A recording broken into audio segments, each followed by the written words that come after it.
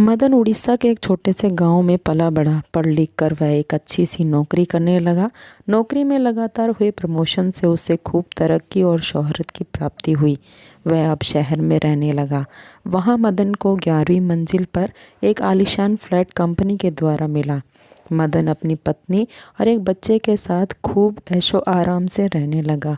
कुछ समय बाद मदन के पिताजी उनसे मिलने शहर आए।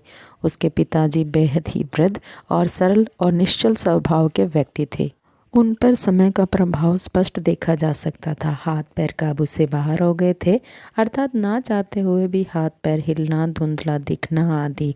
मदन के पिताजी और वह उसकी पत्नी के कार्यस्थल पर जाने के बाद अपने पोते के साथ फ्लैट में दिन भर रहते और खूब बातें करते।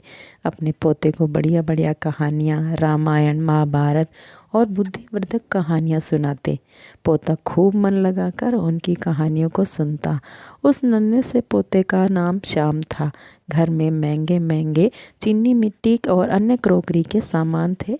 एक दिन की बात है, दादाजी को क्रॉकरी के बर्तन में खाने को मिला। उनका हाथ काबू में ना रहने के कारण हाथ हिलकर क्रॉकरी गिरकर टूट गई। इस पर मदन की पत्नी ने बाजार से एक लकड़ी का बर्तन का सेट ले आई, जिसमें थाली, कटोरी आदि शामिल थे। अब दादाजी को नित्य प्रतिदिन उन बर्तनों में खाने को मिलने लगा।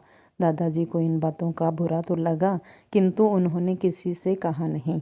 एक दिन शाम खेल खेल में लकड़ी से कुछ बर्तन बना रहा था। इस पर मदन और उसकी पत्नी यानी कि श्याम के मम्मी पापा ने डांट लगाई और कारण पूछा कि ये क्या कर रहे हो। श्याम ने बालोचित उत्तर दिया, मैं लकड़ी के कटोरे और बर्तन बना रहा हूँ। इस पर श्याम के मम्मी पापा ने पूछा कि इसकी क्या ज़रूरत है, इसे क्यों बना रहे हो। श्याम ने जवाब दिया कि जब आप बूढ़े होंगे तो आपको इन बर्तनों की ज़रूरत पड़ेगी, इसलिए बना रहा हूँ।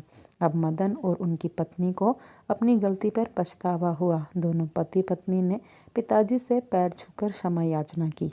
बड़े लोग स्वभाव के सरल होते हैं, अतः उनसे माफ़ी मिलने में देरी नहीं होती। दोस्तों, इस कहानी से हमें ये शिक्षा मिलती है कि हम जैसा कर्म करते हैं फल भी वैसा ही मिलता है, अतः अपने कर्म अच्छे करने चाहिए।